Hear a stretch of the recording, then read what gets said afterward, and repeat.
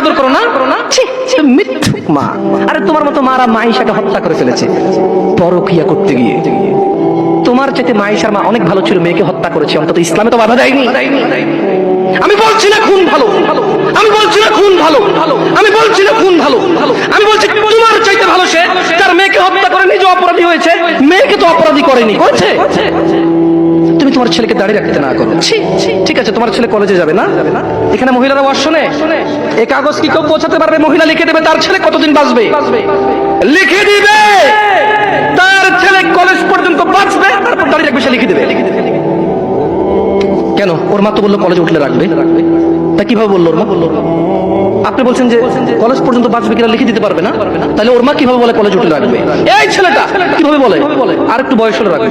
ও তো জানে কতদিন বাঁচবে, ঠিক এই জন্য নির্ধারণ করছে যে আমি তো 200 বছর বাঁচবো, ওকে 150 বছর পরে রেখে দেবো। এরকম না হলে সে কিভাবে বলে সে পরে বাঁচবে? ইয়া শিবাব تعال إلى المسجد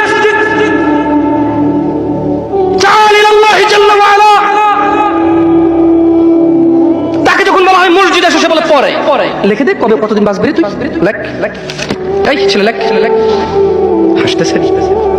হাসতেছেন ইন্না লিল্লাহি। সে বলে পরে।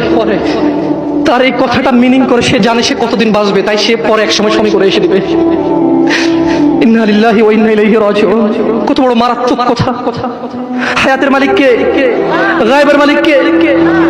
সে কিভাবে বলে সে পরে আসবে? সে মাগরিব পড়বে না, ইশা পড়বে না, ফজর পড়বে না, সে মাগরিবে বলে কালকে ফজর থেকে পড়বো, সে রাতের গ্যারান্টি দিচ্ছে সে বাঁচবে। লিখে দে তুই রাত বাঁচবি।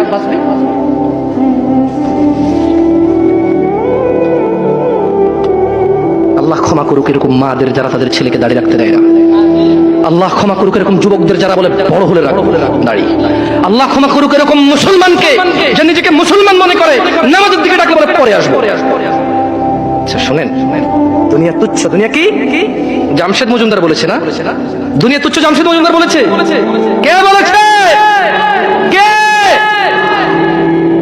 আল্লাহ জাল্লা ওয়া আলা, রাব্বুস সামাওয়াতি ওয়াল আরদ, যিনি জমিন এবং আকাশের মালিক, তিনি বলেছে দুনিয়া তুচ্ছ, খেল তামাশার বস্তু। আর আল্লাহর কাছে যা আছে তা উত্তম, তা স্থায়ী। অনুধাবন করবে না তোমরা, অনুধাবন করবে না। শুনুন সূরা মাআরিজ 29 পারা সূরা। আমি দুঃখিত, আপনাদের মনে হয় লেট হচ্ছে না, কষ্ট হচ্ছে না? আমি ক্ষমা চেয়ে নিচ্ছি। আসলে এত রাত পর্যন্ত মাহফিল করে মানুষকে কষ্ট দেওয়া, এগুলো আমরাও দুঃখিত। অনেক দূর থেকে আসার কারণে আমরাই লেটে এসে পৌঁছেছি, নাহলে হয়তো আপনাদের আরো জলদি কথা বলতে পারতাম। আপনারা ক্ষমা করে দিন আমাকে। আমার মতো একটা ছোট্ট ছেলেকে শোনার জন্য আপনারা মুরব্বীরা বসে আছেন। আল্লাহ আপনাদের সবার গুনাহ ক্ষমা করুন। আল্লাহ বক্তার ভুল ত্রুটি থেকে শ্রোতাকে আশ্রয় দান করুন। আল্লাহ শ্রোতা এবং বক্তার দূরত্বটা দূর করে দিন।